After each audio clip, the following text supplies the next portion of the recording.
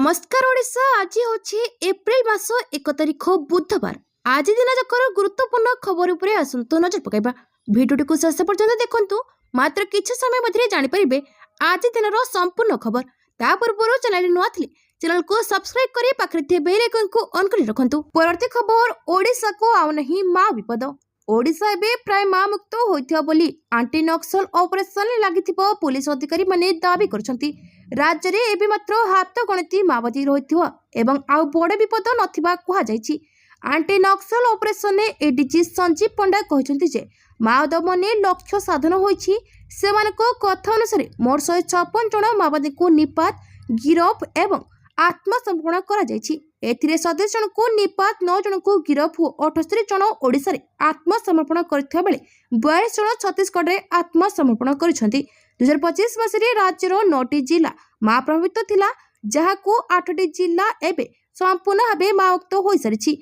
तेबे एही अभियान में 239 जन जवान शहीद होता सूचना मिली। एडीजी आहुरी कहते जे माओवादी माने 369 जन साधारण नागरिक को हत्या करछंती। आत्मसमर्पण दि जाइथिबा समय सीमा शेष होइते बेले एबे शेष थिबा माओवादी विरोध में कठोर कार्यानुष्ठान हेबो। परवर्ती खबर मंडीरू एपर्यंत उठिनी धान, चिंतारे मुंडले हाथ देछंती चाषी। सरकार मारुछंती बाहास्पोर्ट। ग्राउंड जीरो रे स्थिति किंतु भिन्न। चलित वर्ष सबठू अधिक धान किणा जाइथिबा कहचंती मंत्री। हेले एबे भी मंडी रे पड़ी रहिछि शह शह धान बस्ता। संबलपुर जिला तबला धान मंडीर ए अवस्था। ठीक समय रे चाषी को टोकन आसी नथिबारु काली चाषी तार सुनार फसल को बिक्री करि न पारि मंडी रे जगी बसिछि। तेबे सबठारु बड़ कथा हैला जे धान बिक्री करिबार मंगलवार शेष दिन थिबा बेले एबे सुधा चाषी को टोकन आसिला नहीं। फल केमिति अन्नदाता तार धान बिक्री करिवो से चिंतार पड़ी।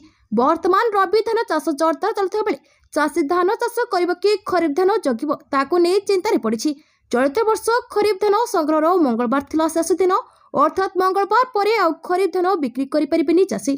तेणु आगकू कम मूल्य रे धान बिक्री करबाकू बाध्य हेबे चाषी बोली अभियोग होइछि। परवर्ती खबर असाधु व्यापारी उपरे कड़ा कार्यानुष्ठान नेबाकू मुख्यमंत्री को निर्देश। पश्चिम एशिया परिस्थिति परिप्रेक्षी में अत्यावश्यक सामग्री जोगाण उपरे जिलापाल मानक सहित मुख्यमंत्री को आलोचना। पश्चिम एशिया युद्ध संकट परिप्रेक्षी में काली लोकसेवा भवन ठारे मुख्यमंत्री श्री मंचन माझी राज्य में अत्यावश्यक सामग्री जोगाण संपर्क में जिलापाल मानक सहित आभासी माध्यम आलोचना कर जिला स्तरीय एनफोर्समेंट स्क्वाड को 24 घंटा एक्शन मोड रखा निर्देश देते। मुख्यमंत्री जिलापाल मानक जिला स्तर में नियाजिथिबा पदक्षेप संपर्क में पचारि बुझा सहित कलाबजारी बेआईन महोजुतकारी दरदाम वृद्धि प्रति जिलापाल माने नियमित भाव विभिन्न मार्केटर स्थिति अनुधान कर औषध व्यापारी कड़ा कार्यानुष्ठान ग्रहण करने को निर्देश देते। परवर्ती खबर जंगल निआ लिभाइबा एआईर व्यवहार। गृह उत्तर रखिले जंगल और परिवेश मंत्री। एआई रखिब जंगल निआ। आर्टिफिशियल इंटेलिजेंस टेक्नोलोजी द्वारा जंगल निआ लिभाउछंती सरकार। एने गृह जंगल और परिवेश मंत्री गणेश राम सिंह खोंटिया सूचना देछंती। राज्यर संवेदनशील जंगल अंचल गुड़िक निआर पूर्वानुमान निरीक्षण और प्रतिरोध पर सरकार कृत्रिम बुद्धिमत्ता आधारित प्रजुक्ति विद्या आपणाइछंती। सरकार एआई आधारित software BI spectral 360 degree PTZ camera, AI आधारित डाटा प्रक्रियाकरण एवं विश्लेषण यूनिट, मेश नेटवर्क, एआई आधारित विश्लेषण यूनिट और मल्टी लेवल अलर्ट व्यवस्था माध्यम एमएमएस, व्हाट्सएप, ईमेल एवं डैशबोर्ड माध्यम संपृक्त क्षेत्र अधिकारी मानक सतर्क करा जाउछि। मयूरभंज जिलार शिमिलीपाल उत्तर और दक्षिण वन्यप्राणी वनखंड, बरगढ़ जिलार हीराकुद वन्यप्राणी वनखंड, अनुगुल जिलार अनुगुल वनखंड, सुंदरगढ़ जिलार राउरकेला एवं बणाई वनखंड रे एही एआई आधारित अत्याधुनिक मॉनिटरिंग व्यवस्था करा जाइछि। परवर्ती खबर आहार केन्द्र रे रंधन गैस जोगाण हेबो अधिक सहज। राज्य सरकार को प्रमुख जन कल्याणकारी कार्यक्रम आहार योजना को निरंतर उपाधान भाव चालू रखा गृह निर्माण और नगर उन्नयन विभाग पक्षर एक गुरुत्वपूर्ण पदक्षेप नि सारा ओडिशा रे थिबा आहार रोषेई गुड़िक रंधन गैस जोगाण को सरलीकृत एवं सुरक्षित करने को विभाग पक्षर व्यापक निर्देशनामा जारी कर पौर प्रशासन निर्देशक श्री अरिंदम डाकुआ समस्त जिलापाल, म्युनिसिपालिटी कमिशनर एवं जिला और सिटी आहार सोसाइटी सभापति मानक पत्र लिखि एही योजनार लॉजिस्टिक्स भित्तिभूमि को अधिक सुदृढ़ करने को गुरुत्वारोप करछंती। वर्तमान राज्य में प्राय 90टी केन्द्रीय रोषेईशाला सहायतार 170टी आहार केन्द्र जरिए प्रतिदिन हजार हजार हिताधिकारी को स्वल्प मूल्य पुष्टिकर आहार जगाई दि जाउछि। परवर्ती खबर आसंता 72 घंटा कालबैशाखी वर्षा। पाणीपाग विभाग तरफ वार्निंग जारी। गोटे पटे असह्य तातीरे सिझुची पश्चिम ओडिशा तो अन्यपटे कालबैशाखी वर्षा भिजुची उपकूल। केउठी पारद 41 डिग्री डेइंब तो केउठी घड़घड़ी सह वर्षार तांडव। आगामी 72 घंटा पाणीपाग विभाग जारी करछि ऑरेंज एवं येलो वार्निंग। आंचलिक पाणीपाग केन्द्र सूचना अनुसार आगामी 3 दिन पर्यंत उत्तर ओडिशा उपकूल एवं दक्षिण ओडिशा कालबैशाखीर प्रकोप जारी रहिबो। बिजुली घड़घड़ी सह झड़ वर्षा हेबार संभावना रही। एथिपाई विभिन्न जिला को सतर्क सूचना जारी कर सेपटे किंतु पश्चिम ओडिशावासी को निस्तार नहीं। आसंता 3 दिन मध्य तापमात्रा 41 डिग्री सेल्सियस छुईबा नहीं आशंका करा जाउछि। दिन 11 रु 3टा पर्यंत जरूरी काम नथिले बाहर को न बाहरिबा पई पाणीपाग विभाग सतर्क कराइछि। परवर्ती खबर भुवनेश्वर मेट्रो प्रोजेक्ट को नहीं आसला बड़ अपडेट। जातीय मेट्रो रेल नीति सह अनुपालन 80 ठारू कम यात्री संख्या एवं प्रकल्पर वैश्विक दिगगुड़िकर पुनः अनुध्यान पर वर्तमान सरकार यह प्रकल्प को परीक्षा दिन स्थगित रखिछन्ति। एही उद्देश्य रे एक आंत मंत्रिस्तरीय कमिटी गठन करा जायछि। एथि सत्व सरकार द्वारा sustainable urban mobility transaction plan for Odisha शीर्षक एक प्रकल्प कार्यकारी करा जाउछि। एही योजना ओडिशा रे मेट्रो रेल समेत सामग्रिक शहरी परिवहन व्यवस्था को चूड़ांत रूप देबारे सहायक हेबो। उक्त आंत मंत्रिस्तरीय कमिटीर सुपारिश एवं उपरोक्त शहरी परिवहन योजना रे रिपोर्ट को विस्तृत अनुधान करबा परे सरकार ए प्रकल्प संपर्क में आगामी दिन में अंतिम सिद्धांत ग्रहण करिबे बोली गृह तथ्य प्रदान करछन्ति गृह निर्माण और नगर उन्नयन मंत्री कृष्णचंद्र महापात्र। परवर्ती खबर पुणी महंगा सुना। घरोई बजार में आज प्रारंभिक व्यवसाय समय सुनार दाम रे सामान्य वृद्धि देखा मिली। एपरिक रूपार दाम रे आज कौन परिवर्तन होई नहीं। सुना दाम बढ़िबारु देशर अधिकांश बजार 24 कैरेट सुना आज प्रति 10 ग्राम 1,48,270 टंका 1,48,420 टंका मध्य व्यवसाय होछि। सेपरि 22 कैरेट सुना प्रति 10 ग्राम 1,35,910 टंका 1,36,060 टंका मध्य बिक्री होछि। दिल्ली रे आज 24 कैरेट सुना प्रति 10 ग्राम 1,48,420 टंका व्यवसाय होछि। ଯେଉଁଠାରେ 22 कैरेट ସୁନାର ଦାମ प्रति 10 ଗ୍ରାମ 1,36,060 ଟଙ୍କା ରହିଛି। ଦେଶର ଆର୍ଥିକ ରାଜଧାନୀ ମୁମ୍ବାଇରେ 24 कैरेट ସୁନା प्रति 10 ଗ୍ରାମ 1,48,270 ଟଙ୍କା ଏବଂ 22 कैरेट ସୁନା 10 ଗ୍ରାମ ପ୍ରତି 1,35,910 ଟଙ୍କାରେ ପହଞ୍ଚିଛି। ପରବର୍ତ୍ତୀ ଖବର ହାଇକୋର୍ଟ ଆଗରେ ଗାଡ଼ିରେ ନିଆଁ। ଓଡ଼ିଶା ହାଇକୋର୍ଟ ଆଗରେ ଗାଡ଼ିରେ ଲାଗିଲା ନିଆଁ। ଜଳିଗଲା ଗୋଟିଏ ସ୍କର୍ପିଓ, 2ଟି ସ୍କୁଟର ଓ ଗୋଟିଏ ଇଭି ଗାଡ଼ି। କଟକରେ ଭୟଙ୍କର ଅଗ୍ନିକାଣ୍ଡ। हु हु होई जलिगला कार और बाइक। हाईकोर्ट पाचेरी कड़े भयंकर अग्निकांड घटी। बाइक टी संपूर्ण जली जाइथिबा बेले कारटी मध्य जली जाइछि।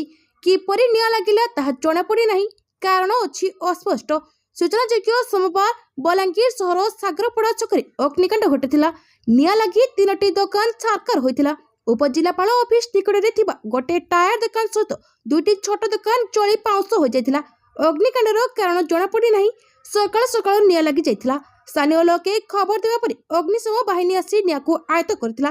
अग्निकांडर कारण जणा पड़ी नाही। केही दुर्बृत्त निया लगैथिबा संदेह करा जाइथिला। परवर्ती खबर ओडिसा रे हेबाकु थिबा एसआर स्थगित।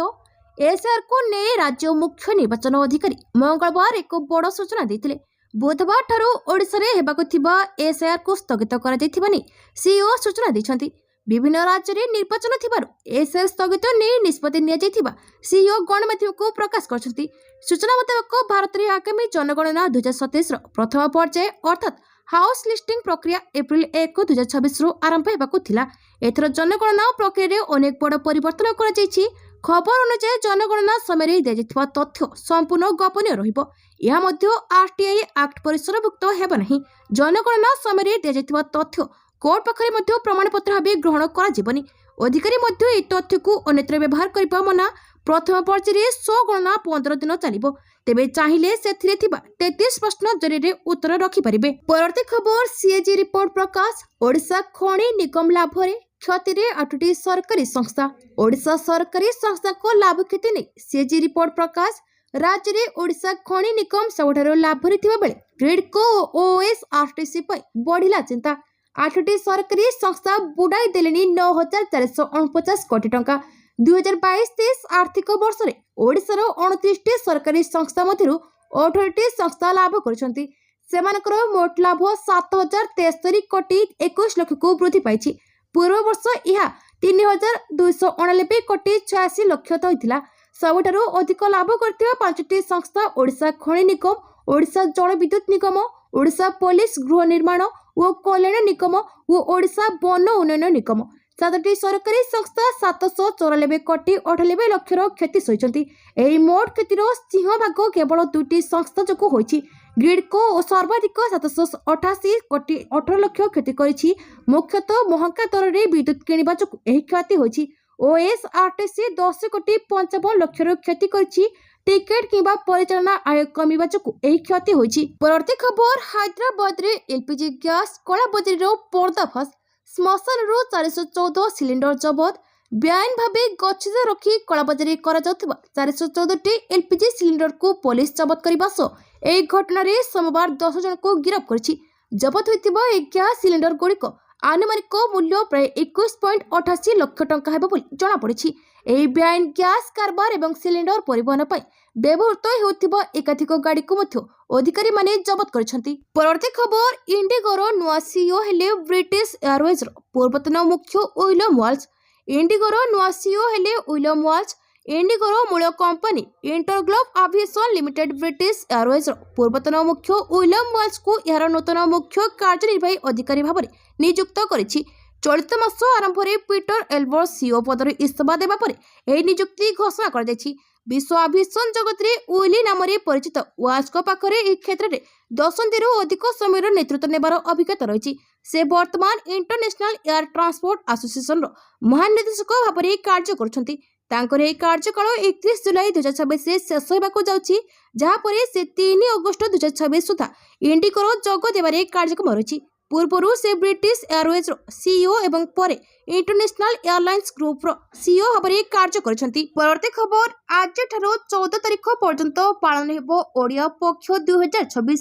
ଓଡ଼ିଶା ରାଜ୍ୟ ସରକାରଙ୍କ ଓଡ଼ିଆ ଭାଷା, ସାହିତ୍ୟ ଓ ସଂସ୍କୃତି ବିଭାଗ ସଂଯୋଜନାରେ ବିଭିନ୍ନ ବିଭାଗର ସମ୍ମିଳିତ ପ୍ରୟାସରେ ଆଗାମୀ ଓଡ଼ିଶା ଦିବସ ଏପ୍ରିଲ 1 ଠାରୁ ଆରମ୍ଭ କରି ଏପ୍ରିଲ 14 ତାରିଖ ପର୍ଯ୍ୟନ୍ତ ଓଡ଼ିଆ ପକ୍ଷ 2026 ଅନୁଷ୍ଠିତ ହେବ। ଏଥିପାଇଁ ମୁଖ୍ୟ ଶାସନ ସଚିବ ଶ୍ରୀମତୀ ଅନୁଗରଙ୍କ ଅଧ୍ୟକ୍ଷତାରେ ଲୋକସେବା ଭବନସ୍ଥିତ ସମ୍ମିଳନୀ କକ୍ଷରେ ଏକ ପ୍ରସ୍ତୁତି ବୈଠକ ଅନୁଷ୍ଠିତ ହୋଇଯାଇଛି। ସମସ୍ତ କାର୍ଯ୍ୟକ୍ରମକୁ ବ୍ୟାପକ ଓ ଆକର୍ଷଣୀୟ କରିବାକୁ ମୁଖ୍ୟ ଶାସନ ସଚିବ ଆବଶ୍ୟକ ନିର୍ଦ୍ଦେଶ ଓ ପରାମର୍ଶ ଦେଇଛନ୍ତି। ବିଭିନ୍ନ କାର୍ଯ୍ୟକ୍ରମର ପ୍ରଚାର ପ୍ରସାର ପାଇଁ ସବୁ ବର୍ଗର ଜନସାଧାରଣଙ୍କ ସମ୍ପୃକ୍ତି ସହ ସମସ୍ତଙ୍କୁ ଓଡ଼ିଆ ପକ୍ଷ 2026ରେ ଫଟୋ, ସେଲ୍ଫି ଏବଂ ଭିଡ଼ିଓ ଆଦି ଅପଲୋଡ କରିବାକୁ ବୈଠକରେ ପରାମର୍ଶ ଦିଆଯାଇଛି। ବିଭିନ୍ନ କାର୍ଯ୍ୟକ୍ରମ ସମ୍ପର୍କରେ ଓଡ଼ିଆ ଭାଷା, ସାହିତ୍ୟ ଓ ସଂସ୍କୃତି ବିଭାଗ କମିଶନର ତଥା ଶାସନ ସଚିବ ଶ୍ରୀମତୀ ରଶ୍ମିତା ପଣ୍ଡା ସୂଚନା ଦେଇଥିଲେ। ଓଡ଼ିଆ ପକ୍ଷ 2026 ଏକ ସାଂସ୍କୃତିକ ପୁନର୍ଜାଗରଣ।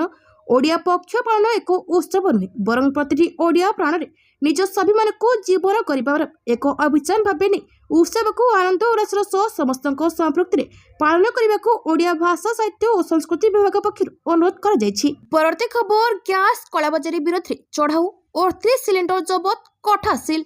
ମଧ୍ୟପ୍ରାଚ୍ୟରେ ଚାଲିଥିବା ସଂଘର୍ଷର ପ୍ରଭାବରେ ଦେଶ ଓ ରାଜ୍ୟରେ ରନ୍ଧନ ଗ୍ୟାସ୍ ଓ ପେଟ୍ରୋଲିୟମ ପଦାର୍ଥର ନିଅଣ୍ଟିଆ ସ୍ଥିତି ଦେଖାଦେଇଛି।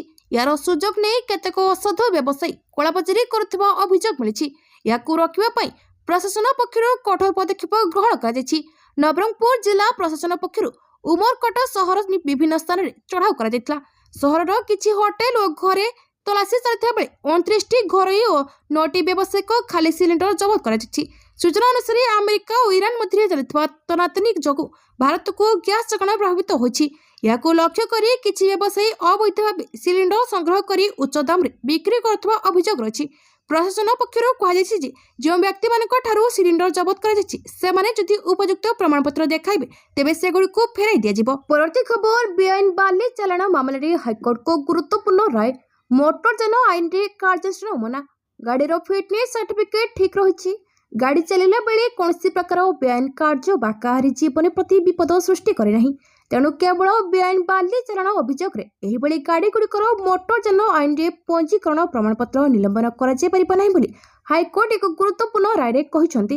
ଏହି ପରିପ୍ରେକ୍ଷୀରେ ହାଇକୋର୍ଟ ଜଗତସିଂହପୁର ଆରଟିଓଙ୍କ ଦ୍ୱାରା ବେଆଇନ ବାଲି ପରିବହନ ମାମଲାରେ 46ଟି ହାଇୱେର ପଞ୍ଜୀକରଣ ପ୍ରମାଣପତ୍ର ନିଲମ୍ବନ ସଂକ୍ରାନ୍ତ ଆଦେଶକୁ ରଦ୍ଦ କରିଦେଇଛନ୍ତି। ଅଶୋକ କୁମାର ସ୍ୱାଇଁ ଏବଂ ଅନ୍ୟମାନଙ୍କ ପକ୍ଷରୁ ଆଗତ ମାମଲାର ଶୁଣାଣି କରି ହାଇକୋର୍ଟର ବିଚାରପତି ଜଷ୍ଟିସ୍ ବି.ପି. ରାଉତରାୟ ଏହି ଆଦେଶ ଦେଇଛନ୍ତି। ପରବର୍ତ୍ତୀ ଖବର, ଇରାନର ପରମାଣୁ କେନ୍ଦ୍ର ଉପରେ ଆମେରିକା ଆକ୍ରମଣ କରିବା ପରେ ଏନ୍ପିଟିରୁ ଓହରିବ ଇରାନ। ଆମେରିକା ଓ ଇରାନ ମଧ୍ୟରେ ଚାଲିଥିବା ସଂଘର୍ଷ ଏକ ନୂଆ ମୋଡ଼ ନେଇଛି। ରାଷ୍ଟ୍ରପତି ଡୋନାଲ୍ଡ ଟ୍ରମ୍ପ ସାମରିକ ଅଭିଯାନ ଶେଷ କରିବାକୁ ସଂକେତ ଦେବାର ମାତ୍ର କିଛି ଘଣ୍ଟା ମଧ୍ୟରେ ଆମେରିକା ସେନା ଇରାନର ଗୁରୁତ୍ୱପୂର୍ଣ୍ଣ ସାମରିକ ହବ୍ ଇସ୍ଫାହାନ ଉପରେ ଶକ୍ତିଶାଳୀ ବଙ୍କର ବଷ୍ଟର ବୋମା ସାହାଯ୍ୟରେ ଆକ୍ରମଣ କରିଛି। ଏହି ଅପରେସନରେ 2000 ପାଉଣ୍ଡ ବିଶିଷ୍ଟ ଅନେକ ବିସ୍ଫୋରକ ବ୍ୟବହାର କରାଯାଇ ଇରାନର ଭୂତଳ ଗୋଳା ବାରୁଦ କେନ୍ଦ୍ରକୁ ଧ୍ୱଂସ କରାଯାଇଛି।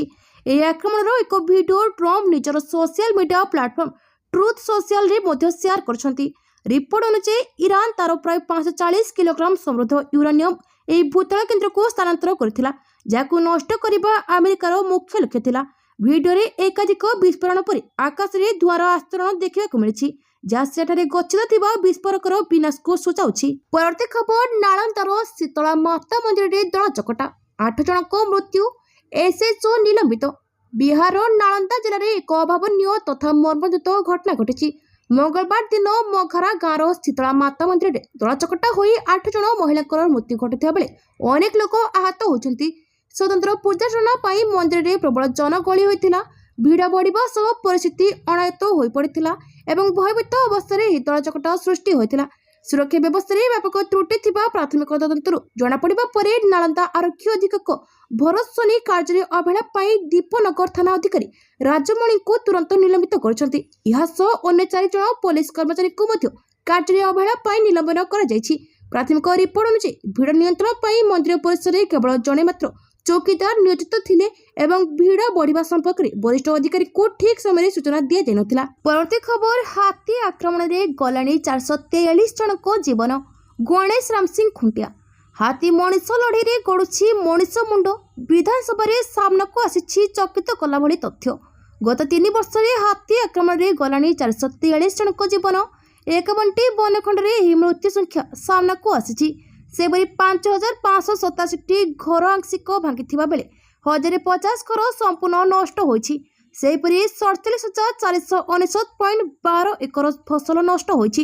ସର୍ବାଧିକ ଢେଙ୍କାନାଳ ବନଖଣ୍ଡରେ 41 ଜଣଙ୍କ ଜୀବନ, ବାରିପଦା ବନଖଣ୍ଡ ଅଞ୍ଚଳରେ ସର୍ବାଧିକ 1326ଟି ଘର ଆଂଶିକ ନଷ୍ଟ ହୋଇଥିବା ବେଳେ କେଉଁଝରରେ 154ଟି ଘର ସମ୍ପୂର୍ଣ୍ଣ ନଷ୍ଟ ହୋଇଛି। ସେପରି ଗତ 3 ବର୍ଷରେ ରାଜ୍ୟରେ 264ଟି ହାତୀଙ୍କ ମୃତ୍ୟୁ ଘଟିଥିବା ବେଳେ 132ଟି ପ୍ରାକୃତିକ କାରଣ ଦ୍ୱାରା 132 ଅପ୍ରାକୃତିକ କାରଣରୁ ପ୍ରାଣ ହରାଇଛନ୍ତି। ସେହିପରି ସେହି ସମୟ ମଧ୍ୟରେ 4ଟି ମହାବଳ ବାଘ, 25ଟି କଲରାପତରିଆ ବାଘ, 1426ଟି ଅନ୍ୟାନ୍ୟ ବନ୍ୟଜନ୍ତୁଙ୍କ ମୃତ୍ୟୁ ହୋଇଛି। ସେଥିରୁ କେବଳ ଶିକାରୀଙ୍କ ଦ୍ୱାରା 447 ବନ୍ୟଜନ୍ତୁଙ୍କ ମୃତ୍ୟୁ ହୋଇଛି। ସେପରି ହାତୀ ଓ ଅନ୍ୟାନ୍ୟ ବନ୍ୟଜନ୍ତୁଙ୍କ ଦ୍ୱାରା 523 ଜଣଙ୍କ ଜୀବନ ଯାଇଥିବା ବେଳେ 1391 ଜଣ ଆହତ ହୋଇଛନ୍ତି। ପରବର୍ତ୍ତୀ ଖବର, ଭାଜପାରେ ଯୋଗଦେଲେ ଲିଆଣ୍ଡର ପେସ୍, ଟିଏମସିକୁ ବଡ଼ ଝଟକା। ପଶ୍ଚିମବଙ୍ଗରେ ବିଧାନସଭା ନିର୍ବାଚନକୁ ନେଇ ରାଜନୀତି ସରଗରମ ରହିଛି। ଏହି ସମୟରେ ଟିଏମସିକୁ ଏକ ଝଟକା ଲାଗିଛି। ପୂର୍ବତନ ଟେନିସ୍ ତାରକା ତଥା ଟିଏମସି ନେତା ଲିଆଣ୍ଡର ପେସ୍ ଦଳ ଛାଡ଼ି ଭାଜପାରେ ମିଶିଛନ୍ତି। ମଙ୍ଗଳବାର ନୂଆଦିଲ୍ଲୀ ସ୍ଥିତ ଭାଜପା କାର୍ଯ୍ୟାଳୟକୁ ଆସି କେନ୍ଦ୍ରମନ୍ତ୍ରୀ କିରଣ ରିଜିଜୁ ଓ ସୁକାନ୍ତ ମଜୁମଦାରଙ୍କ ଉପସ୍ଥିତିରେ ଦଳରେ ମିଶିଛନ୍ତି। ଲିଆଣ୍ଡର ପେସ୍ ଅକ୍ଟୋବର 2021ରେ ଗୋଆରେ ମମତା ବାନାର୍ଜୀଙ୍କ ଉପସ୍ଥିତିରେ ଆନୁଷ୍ଠାନିକ ଭାବରେ ତୃଣମୂଳ କଂଗ୍ରେସରେ ଯୋଗ ଦେଇଥିଲେ। ସେ ସମ୍ପ୍ରତି କୋଲକାତାରେ ଭାଜପା ରାଷ୍ଟ୍ରୀୟ ଅଧ୍ୟକ୍ଷ ନୀତିନ ନବୀନଙ୍କୁ ଭେଟିଥିଲେ। ସେ ବୈଠକ ପରଠାରୁ ଭାଜପାକୁ ତାଙ୍କ ଯିବା ସମ୍ପର୍କରେ କଳ୍ପନା ଜଳ୍ପନା ଜୋର ଧରିଥିଲା। ପଶ୍ଚିମବଙ୍ଗ ନିର୍ବାଚନ ସମୟରେ ଭାଜପା ତାଙ୍କୁ ଏକ ଗୁରୁତ୍ୱପୂର୍ଣ୍ଣ ଦାୟିତ୍ୱ ଦେଇପାରେ।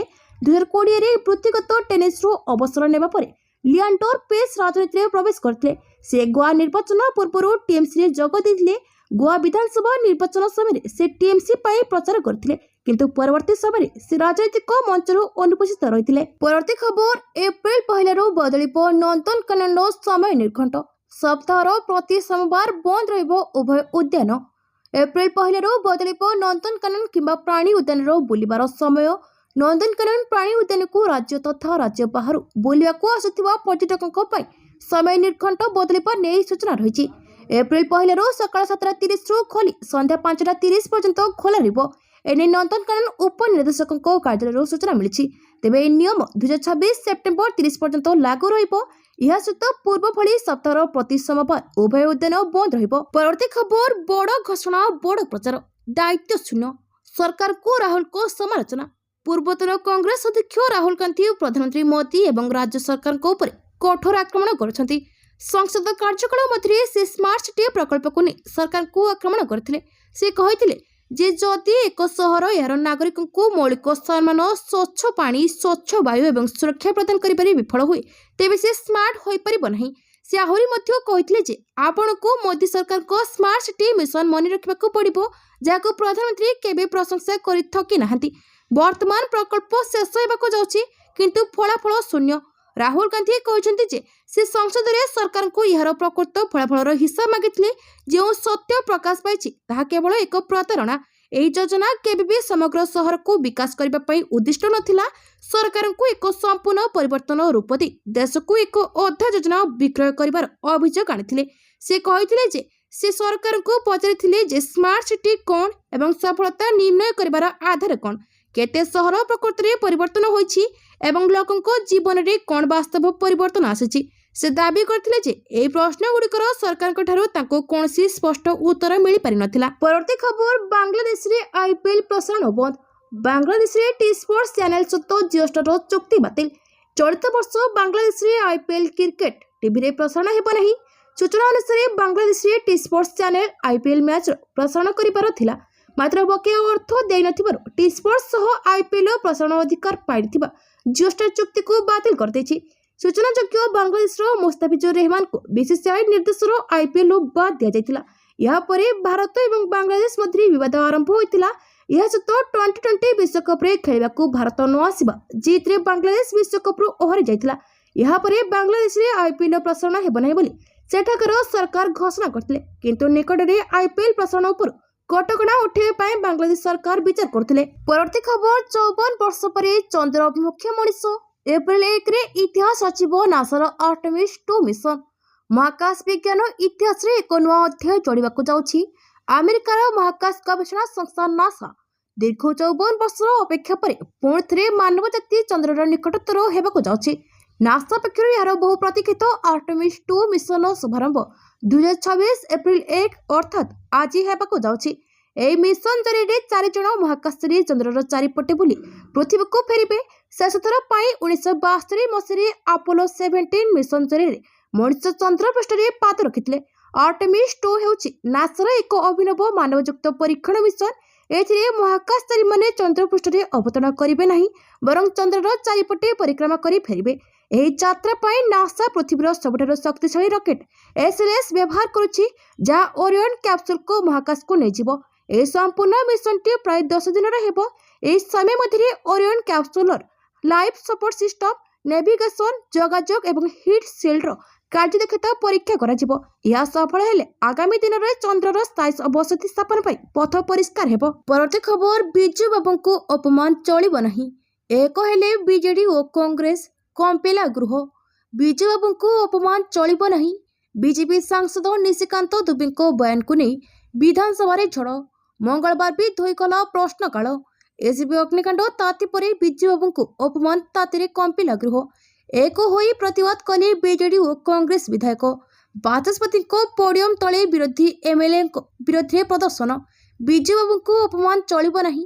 ବିଜୁ ବାବୁ ଅମର ରହି ନାରା ଦେଲେ ବିଜୁ ଜନତା ଦଳର ବିଧାୟକମାନେ। ଏହା ଛଡ଼ା ଓଡ଼ିଆ ଅସ୍ମିତା କୁଆଡ଼େ ଗଲା ବୋଲି ରାଜ୍ୟ ସରକାରଙ୍କୁ ପ୍ରଶ୍ନ କଲେ। ବିରୋଧୀଙ୍କ ପ୍ରବଳ ହଙ୍ଗାମା ଭିତରେ ଚାଲିପାରିଲାନି ଗୃହ। ଫଳରେ ବାଚସ୍ପତି ସୁରମା ପାଢ଼ୀ ଗୃହ କାର୍ଯ୍ୟକୁ ଦିନେ 11:30 ଯାଏଁ ମୁଲତବୀ ରଖିଥିଲେ। ସୂଚନା ଅନୁଯାୟୀ ମାର୍ଚ୍ଚ 27 ତାରିଖରେ ସଂସଦରେ ଏକ ଆଲୋଚନା ବେଳେ ବିଜେପି ସାଂସଦ ନିଶିକାନ୍ତ ଦୁବେ ଏକ ତଥ୍ୟ ଉପସ୍ଥାପନ କରିବା ବେଳେ ବିଜୁ ପଟ୍ଟନାୟକଙ୍କୁ ନେଇ ଏକ ବିବାଦୀୟ ଟିପ୍ପଣୀ କରିଥିଲେ। ସେ କହିଥିଲେ ଯେ 1962 ଚୀନ ଯୁଦ୍ଧ ସମୟରେ ତତ୍କାଳୀନ ପ୍ରଧାନମନ୍ତ୍ରୀ ଜବାହରଲାଲ ନେହେରୁ ଓ ଆମେରିକାର ଗୁଇନ୍ଦା ସଂସ୍ଥା CIA ମଧ୍ୟରେ ବିଜୁ ପଟ୍ଟନାୟକ ମୁଖ୍ୟ ସଂଯୋଜକ ଭାବେ କାର୍ଯ୍ୟ କରୁଥିଲେ। ଓଡ଼ିଶାର 14 ନିକଟସ୍ଥ ଚାରବାଟିଆ ଏୟାରବେସ୍କୁ ଆମେରିକାର ଗୁପ୍ତଚର ବିମାନ U-2ର ପରିଚାଳନା ପାଇଁ ବ୍ୟବହାର କରାଯାଉଥିଲା। ପରବର୍ତ୍ତୀ ଖବର, ହରମୁଜରେ ଫସିଛି ଭାରତକୁ ଆସୁଥିବା 22 ତେଲ ଏବଂ ଗ୍ୟାସ୍ ଟ୍ୟାଙ୍କର। ଭାରତକୁ ଶକ୍ତି ଯୋଗାଣ ବହନ କରୁଥିବା 22 ତେଲ ଏବଂ ଗ୍ୟାସ୍ ଟ୍ୟାଙ୍କର ପାରସ୍ୟ ଉପସାଗରରେ ହରମୁଜରେ ଫସି ରହିଛନ୍ତି। ସେଥିମଧ୍ୟରୁ 10 ବିଦେଶୀ ପତାକା ଲାଗିଥିବା ଜାହାଜ ରହିଛି। ଭାରତ ସରକାର ନିଶ୍ଚିତ କରିଛନ୍ତି ଯେ ଜାହାଜଗୁଡ଼ିକ ମଧ୍ୟରେ 18 ଭାରତୀୟ ପତାକା ଲାଗିଥିବା ଜାହାଜ ଥିଲା। ତେବେ ଏହାରି ଭିତରେ 6ଟି ଜାହାଜ ମଧ୍ୟରେ ଭାରତରେ ପହଞ୍ଚିଥିଲା। ଆଉ 12ଟି ଭାରତୀୟ ଜାହାଜ ଅଟକି ରହିଛି। ଜାହାଜଗୁଡ଼ିକରେ LPG, ଔଷଧୀୟ ତୈଳ ଏବଂ ତରଳୀକୃତ ପ୍ରାକୃତିକ ଗ୍ୟାସ୍ ବୋଝେଇ ହୋଇଛି। ଭାରତୀୟ ପତାକା ଜାହାଜ ମଧ୍ୟରୁ 3ଟି ଏଲପିଜି ଟ୍ୟାଙ୍କର, ଗୋଟିଏ ଏଲଏନଜି କ୍ୟାରିୟର ଏବଂ 4ଟି ଅଶୀତ ତୈଳ ଟ୍ୟାଙ୍କର ରହିଛି। ଗୋଟିଏ ଖାଲି ଟ୍ୟାଙ୍କରରେ ଏଲପିଜି ଭର୍ତ୍ତି କରାଯାଇଛି। ଏହି ଜାହାଜଗୁଡ଼ିକରେ 485ଟି ଡଙ୍ଗା ମଧ୍ୟ ରହିଛି। ପରବର୍ତ୍ତୀ ଖବର, ଲକ୍ଷପତି ଦିଦି, ମହିଳାଙ୍କୁ 3000 ଟଙ୍କା ସହ ମିଳିବ 2 ଲକ୍ଷ ଚାକିରି। ବଡ଼ ଘୋଷଣା କଲା ଭାଜପା। ମଙ୍ଗଳବାର ଭାରତୀୟ ଜନତା ପାର୍ଟି 2026 ଆସାମ ବିଧାନସଭା ନିର୍ବାଚନ ପାଇଁ ଏହାର ଇସ୍ତାହାର ପ୍ରକାଶ କରିଛି, ଯେଉଁଥିରେ ସମାନ ନାଗରିକ ସଂହିତା ଲାଗୁ କରିବା ଏବଂ ଅରୁଣୋଦୟ ଯୋଜନା ଅଧୀନରେ ମହିଳାମାନେ ପାଇଥିବା ମାସିକ ପ୍ରତ୍ୟକ୍ଷ ବ୍ୟାଙ୍କ ସ୍ଥାନାନ୍ତର ପରିମାଣକୁ 3000କୁ ବୃଦ୍ଧି କରିବାର ପ୍ରତିଶ୍ରୁତି ଦିଆଯାଇଛି। 31ଟି ନିର୍ଦ୍ଦିଷ୍ଟ ପ୍ରତିଶ୍ରୁତି ଉପରେ ଆଲୋକପାତ କରି ମୁଖ୍ୟମନ୍ତ୍ରୀ ହିମନ୍ତ ବିଶ୍ବ ଶର୍ମା କହିଛନ୍ତି ଯେ ଭାଜପାର ଉଦ୍ଦେଶ୍ୟ ହେଉଛି ଆସାମକୁ ଉଜ୍ଜଳତମ ରାଜ୍ୟରେ ପରିଣତ କରିବା। ଉତ୍ତରାଖଣ୍ଡ ଏବଂ ଗୁଜରାଟର ପଦାଙ୍କୁ ଅନୁସରଣ କରି ଏବଂ ଭାଜପାର ମୂଳ ଏଜେଣ୍ଡାକୁ ଗ୍ରହଣ କରି ମୁଖ୍ୟମନ୍ତ୍ରୀ ୟୁସିସି ଲାଗୁ କରିବା ଏବଂ କଥିତ ଲଭ୍ ଜିହାଦ ବିରୋଧରେ କାର୍ଯ୍ୟାନୁଷ୍ଠାନ ଗ୍ରହଣ କରିବାକୁ ପ୍ରତିଶ୍ରୁତି ଦେଇଛନ୍ତି। ସେ ସ୍ପଷ୍ଟ କରିଛନ୍ତି ଯେ ୟୁସିସି ସମ୍ବିଧାନର 6ଠ ଅନୁସୂଚୀ ଅଧୀନରେ ଆସୁଥିବା ଅଞ୍ଚଳଗୁଡ଼ିକରେ ବିସ୍ତାରିତ ହେବ ନାହିଁ କିମ୍ବା ଏହା ଆଦିବାସୀ ସମ୍ପ୍ରଦାୟ ପାଇଁ ପ୍ରଯୁଜ୍ୟ ହେବ ନାହିଁ। ମୁଖ୍ୟମନ୍ତ୍ରୀ ଶର୍ମା ମନ୍ତବ୍ୟ ଦେଇଥିଲେ, ଆମେ ଆସାମକୁ ସବୁଠାରୁ ଚମତ୍କାର ରାଜ୍ୟ କରିବାକୁ ଚାହୁଁଛୁ। ପରବର୍ତ୍ତୀ ଖବର, ସୁସ୍ଥ ହୋଇ ଘରକୁ ଫେରିଲେ ସୋନିଆ ଗାନ୍ଧୀ। ପୂର୍ବତନ କଂଗ୍ରେସ ଅଧ୍ୟକ୍ଷ ସୋନିଆ ଗାନ୍ଧୀଙ୍କ ସ୍ୱାସ୍ଥ୍ୟାବସ୍ଥାରେ ସୁଧାର ଆସିଥିବା ବେଳେ ତାଙ୍କୁ କାଲି ହସ୍ପିଟାଲରୁ ଡିସଚାର୍ଜ କରାଯାଇଛି। ବରିଷ୍ଠ ଡାକ୍ତରୀ ଟିମ୍ର ଅନୁମୋଦନ ପରେ ସେ ଘରକୁ ଫେରିଛନ୍ତି। ସୂଚନା ଅନୁସାରେ ଜ୍ୱର ଓ ଶାରୀରିକ ସଂକ୍ରମଣ ହେତୁ ତାଙ୍କୁ ମାର୍ଚ୍ଚ 24 ରାତିରେ ସରଗଙ୍ଗାରାମ ହସ୍ପିଟାଲରେ ଭର୍ତ୍ତି କରାଯାଇଥିଲା। ସେଠାରେ ବରିଷ୍ଠ ଡାକ୍ତରମାନଙ୍କ ତତ୍ତ୍ୱାବଧାନରେ ତାଙ୍କ ଚିକିତ୍ସା ଚାଲିଥିଲା। ହସ୍ପିଟାଲର ଅଧ୍ୟକ୍ଷ ଡାକ୍ତର ଅଜୟ ସ୍ୱରୂପଙ୍କ କହିବା ଅନୁସାରେ ସଂକ୍ରମଣ ନିୟନ୍ତ୍ରଣ ପାଇଁ ତାଙ୍କୁ ଆଣ୍ଟିବାୟୋଟିକ୍ ଦିଆଯାଉଥିଲା। ଡାକ୍ତର ଡିଏସ୍ ରାଣା, ଡାକ୍ତର ଏସ୍ ନନ୍ଦୀ ଓ ଡାକ୍ତର ଅରୁପ ବାସୁଙ୍କ ଦଳ ତାଙ୍କ ଚିକିତ୍ସା କରୁଥିଲେ। ଚିକିତ୍ସା ସମୟରେ ସୋନିଆ ଗାନ୍ଧୀ ଭଲ ପ୍ରତିକ୍ରିୟା ଦେଇଥିବା ସହ ତାଙ୍କ ସ୍ୱାସ୍ଥ୍ୟରେ କ୍ରମାଗତ ଉନ୍ନତି ହୋଇଥିଲା। ଡିସଚାର୍ଜ ପରେ ମଧ୍ୟ ତାଙ୍କ ନିୟମିତ ଫଲୋଅପ୍ ଓ ସ୍ୱାସ୍ଥ୍ୟ ପରୀକ୍ଷା ଜାରି ରହିବ। ପରବର୍ତ୍ତୀ ଖବର, ଗ୍ୟାସ୍ ସଂକଟ, ଘରକୁ ଫେରୁଛନ୍ତି ପ୍ରବାସୀ ଶ୍ରମିକ। ପଶ୍ଚିମ ଏସିଆରେ ବଢୁଥିବା ଯୁଦ୍ଧ ଯୋଗୁଁ ଏଲପିଜି ଯୋଗାଣ ବାଧାପ୍ରାପ୍ତ ହେବା ଫଳରେ ଭାରତ ପ୍ରମୁଖ ଶିଳ୍ପ ସହର ମୁମ୍ବାଇ ଏବଂ ସୁରଟରୁ ଶ୍ରମିକମାନଙ୍କର ଏକ ବଡ଼ ଧରଣର ପଳାୟନ ଆରମ୍ଭ ହୋଇଛି। ଗ୍ୟାସର ପ୍ରବଳ ଅଭାବ ଏବଂ କଳାବଜାରୀରେ ଏହାର ଦର କିଲୋ ପ୍ରତି 500 ଟଙ୍କାକୁ ବୃଦ୍ଧି ପାଇବା ଯୋଗୁଁ ପ୍ରବାସୀ ଶ୍ରମିକମାନେ ଖାଦ୍ୟ ରାନ୍ଧିବାକୁ ଅସମର୍ଥ ହୋଇ ପରିବାର ସହ ନିଜ ଗାଁ ଅଭିମୁଖେ ବାହାରିଛନ୍ତି। ମଙ୍ଗଳବାର ସୁରଟର ଉଦ୍ଧାନ ରେଳ ଷ୍ଟେସନ ଏବଂ ମୁମ୍ବାଇର ପ୍ରମୁଖ ଷ୍ଟେସନଗୁଡ଼ିକରେ ହଜାର ହଜାର ଶ୍ରମିକଙ୍କ ଅସମ୍ଭାଳ ଭିଡ଼ ଦେଖିବାକୁ ମିଳିଥିଲା, ଯାହାଫଳରେ ଗୁଜରାଟର ଟେକ୍ସଟାଇଲ ଶିଳ୍ପରେ ଶ୍ରମିକ ଅଭାବ ପରି ଏକ ଗମ୍ଭୀର ସମସ୍ୟା ସୃଷ୍ଟି ହୋଇଛି। ସୂଚନା ଅନୁଯାୟୀ ଗ୍ୟାସ୍ ସିଲିଣ୍ଡର ମିଳୁନଥିବାରୁ ଏବଂ ରୁମ୍ ମାଲିକମାନେ କାଠ ଜାଳି ରୋଷେଇ କରିବାକୁ ବାରଣ କରିଥିବାରୁ ଅନେକ ଶ୍ରମିକ ଦିନ ଦିନ ଧରି ଉପାସ ରହୁଛନ୍ତି। ମୁମ୍ବାଇରୁ ଉତ୍ତରପ୍ରଦେଶ, ବିହାର ଓ ପଶ୍ଚିମବଙ୍ଗ ଅଭିମୁଖେ ଯାଉଥିବା କାମାୟନି ଏକ୍ସପ୍ରେସ୍ ଓ ହାଓଡ଼ା ମେଲ୍ ଭଳି ଟ୍ରେନ୍ଗୁଡ଼ିକରେ ଯାତ୍ରୀ ସଂଖ୍ୟା କ୍ଷମତାଠାରୁ ଅଧିକ ରହୁଛି। ପରବର୍ତ୍ତୀ ଖବର, ଗୁଜରାଟରେ ସେମି କଣ୍ଡକ୍ଟର ପ୍ଲାଣ୍ଟର ଉଦ୍ଘାଟନ କରିଛନ୍ତି ପ୍ରଧାନମନ୍ତ୍ରୀ। 20,000 କୋଟି ପ୍ରକଳ୍ପର ହେଲା ଲୋକାର୍ପଣ। କାଲି ଅର୍ଥାତ୍ ମଙ୍ଗଳବାର ଗୁଜରାଟ ଗସ୍ତରେ ଯାଇଛନ୍ତି ପ୍ରଧାନମନ୍ତ୍ରୀ ନରେନ୍ଦ୍ର ମୋଦି। ଏହି ଗସ୍ତରେ ସେ ସାନନ୍ଦରେ ଏକ ସେମି କଣ୍ଡକ୍ଟର ପ୍ଲାଣ୍ଟ ଉଦ୍ଘାଟନ କରିଛନ୍ତି। ଏଥିସହ 20,000 କୋଟିରୁ ଅଧିକ ମୂଲ୍ୟର ଅନେକ ବିକାଶ ପ୍ରକଳ୍ପର ଶିଳାନ୍ୟାସ ଓ ଉଦ୍ଘାଟନ କରିଛନ୍ତି। ପ୍ରଧାନମନ୍ତ୍ରୀ କାଲି ସକାଳ ପ୍ରାୟ 10ଟାରେ ଗାନ୍ଧୀନଗରରେ ସମ୍ରାଟ ସମ୍ପତ୍ତି ସଂଗ୍ରହାଳୟ ଉଦ୍ଘାଟନ କରିଛନ୍ତି ଓ ପରେ ଏକ ସାଧାରଣ ସଭାକୁ ମଧ୍ୟ ସମ୍ବୋଧିତ କରିଛନ୍ତି। ପ୍ରଧାନମନ୍ତ୍ରୀଙ୍କ କାର୍ଯ୍ୟାଳୟ ଏକ ବିବୃତ୍ତିରେ କହିଛି ଯେ ଦିନ 12:34ରେ ମୋଦି ଅହମ୍ମଦାବାଦର ସାନନ୍ଦରେ କେନ୍ସ ସେମିକନ ପ୍ଲାଣ୍ଟର ଉଦ୍ଘାଟନ କରିଛନ୍ତି, ଯାହା ପ୍ଲାଣ୍ଟରେ ବାଣିଜ୍ୟିକ ଉତ୍ପାଦନ ଆରମ୍ଭ କରିବ ଏବଂ ଭାରତର ସେମି କଣ୍ଡକ୍ଟର କ୍ଷେତ୍ରରେ ଏକ ଗୁରୁତ୍ୱପୂର୍ଣ୍ଣ ମାଇଲଖୁଣ୍ଟ ହେବ। ପରବର୍ତ୍ତୀ ଖବର, ଜାପାନ ଟିକାକୁ ଆମଦାନୀ ଲାଗି ସୁପାରିଶ। ଦେଶକୁ ଖୁବ୍ ଶୀଘ୍ର ମିଳିପାରେ ପ୍ରଥମ ଡେଙ୍ଗୁ ଟିକା। ଭାରତରେ ପ୍ରଥମ ଡେଙ୍ଗୁ ଟିକାକୁ ମିଳିପାରେ ଅନୁମତି। ଏଥିପାଇଁ ବିଶେଷଜ୍ଞ କମିଟି ସୁପାରିଶ କରିଥିବା ଜଣାପଡ଼ିଛି। କେନ୍ଦ୍ରୀୟ ଔଷଧ ମାନକ ନିୟନ୍ତ୍ରଣ ସଂଗଠନର ଏକ ବିଶେଷଜ୍ଞ କମିଟି ଜାପାନର ବାୟୋଫାର୍ମା କମ୍ପାନୀ ଟାକେଡା ଦ୍ୱାରା ପ୍ରସ୍ତୁତ ଡେଙ୍ଗୁ ଟିକାକୁ ଭାରତ ଆମଦାନୀ କରିବା ପାଇଁ ସୁପାରିଶ କରିଛି। ଏହି ଟିକାର ବ୍ୟାପକ ବୈଶ୍ୱିକ ଏବଂ ଭାରତୀୟ କ୍ଲିନିକାଲ ତଥ୍ୟକୁ ଅନୁଧ୍ୟାନ କରିବା ପରେ ସବଜେକ୍ଟ ଏକ୍ସପର୍ଟ କମିଟି କହିଛି ଯେ ଏହା ଏକ ଗ୍ରହଣୀୟ ସୁରକ୍ଷା ପ୍ରୋଫାଇଲ ଏବଂ ନିରନ୍ତର ଦକ୍ଷତା ପ୍ରଦର୍ଶନ କରୁଛି, ଯାହାକି ଏହାର ନିୟାମକ କ୍ଲିୟରାନ୍ସ ଲାଗି ପଥ ପରିଷ୍କାର କରୁଛି। ଯଦି ଜାତୀୟ ଡ୍ରଗ୍ ନିୟାମକ ଏହାକୁ ଅନୁମତି ଦିଅନ୍ତି, ତେବେ ଏହି ଟିକା ଖୁବ୍ ଶୀଘ୍ର ଦେଶରେ 6ରୁ 60 ବର୍ଷଙ୍କ ଲାଗି ଉପଲବ୍ଧ ହୋଇପାରେ। ବର୍ତ୍ତମାନ ଏହି ଟିକା ସାରା ବିଶ୍ୱରେ ଡେଙ୍ଗୁ ବିରୋଧରେ ମାନ୍ୟତାପ୍ରାପ୍ତ ଏକମାତ୍ର ଟିକା। ଗତ ବର୍ଷ ଭାରତରେ ପ୍ରାୟ 1.1 ଲକ୍ଷରୁ ଅଧିକ ଡେଙ୍ଗୁ ମାମଲା ଚିହ୍ନଟ ହୋଇଥିଲା। ଏହି ଟିକା ଆସିବା ଫଳରେ ଗୁରୁତର ଅସୁସ୍ଥତା ଓ ମୃତ୍ୟୁ ସଂଖ୍ୟା ହ୍ରାସ ପାଇବ ବୋଲି ଆଶା କରାଯାଉଛି। ପରବର୍ତ୍ତୀ ଖବର, ଏବେ ତେଲ ଚୋରି କଲେ ଲାଗିବ ଆତଙ୍କବାଦ ଦଫା। 3 କୋଟି ଜରିମାନା ସହ 14 ବର୍ଷ ଜେଲ୍। ପଡ଼ୋଶୀ ଦେଶ ପାକିସ୍ତାନରେ ଜାରି ରହିଥିବା ଶକ୍ତି ସଙ୍କଟ ମଧ୍ୟରେ ସେଠାକାର ସରକାର ଏକ ବଡ଼ ଏବଂ କଠୋର ନିଷ୍ପତ୍ତି ନେଇଛନ୍ତି। ଏବେ ପାକିସ୍ତାନରେ ତେଲ ଏବଂ ଗ୍ୟାସର ବେଆଇନ ମହଜୁଦ ଏବଂ ଚୋରିକୁ ଆତଙ୍କବାଦ ଶ୍ରେଣୀଭୁକ୍ତ କରାଯାଇଛି। सोमवार पाकिस्तान नेशनल आसेम्बली ए संपर्कित एक गुरुत्वपूर्ण विधेयक आगत कराଯାଇଛି। पाकिस्तान आईन मंत्री आजम नजीर तरारांक द्वारा आगत आपराधिक आईन विधेयक 2026 अनुसार कठोर दंडविधान कराଯାଇଛି। 14 वर्षर जेल जदि कौनसी व्यक्ति तेल किंबा गैस चोरी करुवा अवस्था धरा पड़ती तेबे तांको सर्वनिम्न 14 वर्षर जेल दंडादेश हेबो।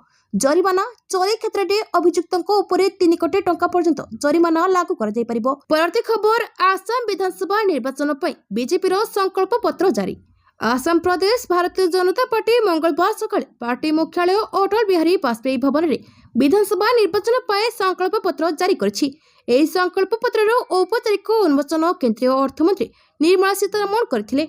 कार्यक्रम में केंद्रीय मंत्री सर्बानंद सोनोवाल, मुख्यमंत्री डॉक्टर हिमंत बिश्व शर्मा, प्रदेश बीजेपी अध्यक्ष एवं सांसद दिलीप शोकिया, केंद्रीय मंत्री पवित्र मार्घेरिटा, आसाम बीजेपी प्रभारी बैजयंती पंडा, आसाम सरकार को मंत्री रंजीत कुमार दास, सांसद प्रधान बरुआ आदि उपस्थित थे। बजेट एवं जीडीपी आकलन रखी कांग्रेस को तीव्र समालोचना करछंती अर्थमंत्री निर्मला कहउछंती गत 60 वर्ष रे जा होई नथिला ताहा मात्र 10 वर्ष रे करे देखाजी बीजेपी। 2015 रे आसाम जीडीपी मात्र 2 लाख कोटी थिबा बेले इहा एबे 7.5 लाख कोटी टका टपी सारिछि। सीतारमण आसाम रे बीजेपी नेतृत्वाधीन राज्य सरकार को गत 10 वर्षर कार्यकलाप संपर्क में तथ्य दे रोजगार, शिक्षा, स्वास्थ्य, शिल्प, सुरक्षा, आधारभूत ढांचा, शांति, महिला उन्नति इत्यादि विषय आलोकपात करथिले। से कांग्रेस सरकार द्वारा राज्य में अवहेला मुद्दा को मध्य उठाइथिले। से आसंता 5 वर्ष रे राज्यर समग्र उन्नति पर बीजेपी को संकल्प विषय में उल्लेख करथिले। परवर्ती खबर अमित शाह को भाषण ने कटाक्ष कला कांग्रेस कहिला 90 मिनिट रो चित्कार चमत्कार। कांग्रेस मंगलवार लोकसभा गृहमंत्री अमित शाह भाषण पर तांको कड़ा टार्गेट करछि। वामपंथी उग्रवाद उपरे एक वितर्क समय मंतव्य को नहीं कटाक्ष करछि कांग्रेस। एने कांग्रेस महासचिव जयराम रमेश शाह भाषण को समालोचना करी एक्स रे पोस्ट करी कहते गतकाली गृहमंत्री लोकसभा एक चमत्कार करथिले। से 90 मिनिट पर्यंत गर्जन तर्जन करथिले किंतु तांकर प्रिय अपव्यवहार शब्द व्यवहार करनथिले जाको पूर्व समय हटाइबाकू निर्देश देथिले बाचस्पति। गोटे दिन पूर्व गृह शाह हस्तक्षेप पर एही मंतव्य आसिथिला जोंडरे से दाबी करथिले जे भारत में नक्सलवाद प्रायतः समाप्त हो सारी। माओवादी केंद्रीय नेतृत्व एवं ढांचा प्राय भांगी पड़ी। से विद्रोही हिंसा शीर्ष में वर्ष गुड़िक कांग्रेस प्रभावशाली भाव में कार्य कर विफल होता अभियोग करते। प्राय 90 मिनिट सतर्क वितर्क समय शाह अभियोग करते कांग्रेस नेता राहुल गांधी नक्सल मान प्रति सहानुभूतिशील व्यक्ति मान सहित सार्वजनिक भाव में देखा सोशल मीडिया माओवादी समर्थक भाव में जमापड़ा विषय वस्तु शेयर